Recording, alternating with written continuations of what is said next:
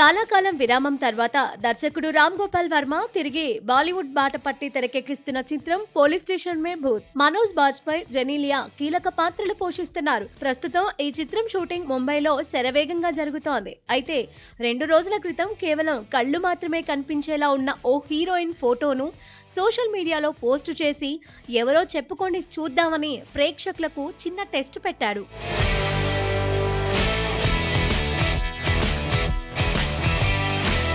వర్మ తాజాగా ఆ పూర్తి ఫోటోను రివీల్ చేశాడు. అలనాటి కథానాయిక రమ్యకృష్ణ ఈ సినిమాలో కీలక పాత్ర చేస్తుందని వెల్లడించాడు. అయితే భూతం పాత్ర మాత్రం కాదని స్పష్టం చేశాడు. ఇదిలా ఉంటే వర్మ రిలీజ్ చేసిన ఫోటోలో రమ్యకృష్ణ నెవర్ బిఫోర్ అనే లుక్ లో దర్శనమిచ్చి చూసే వారిని షాక్ కు గురి చేసింది.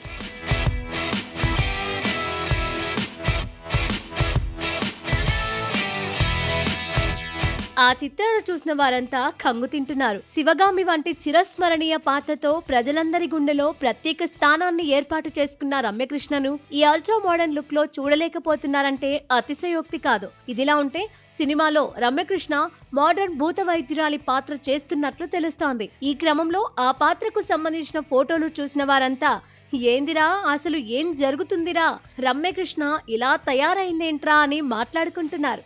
అంతేకాక బాబు వర్మ మళ్ళీ ఏం కళాఖండం తయారు చేస్తున్నావయ్యా అంటూ నెటిజన్లు కామెంట్లు చేస్తున్నారు.